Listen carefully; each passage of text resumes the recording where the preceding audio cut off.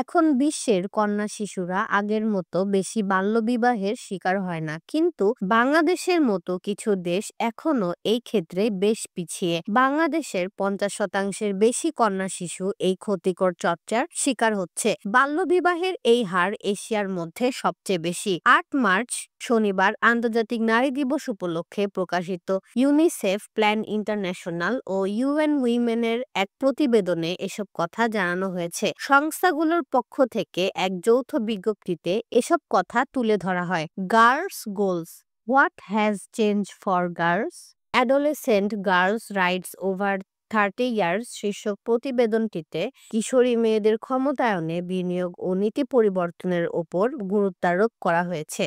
প্রতিবেদন অনুযায়ী বিশ্বের সবচেয়ে বেশি বাল্যবিবাহের দেশের তালিকায় অষ্টম অবস্থানে বাংলাদেশ, আর এশিয়ায় প্রথম।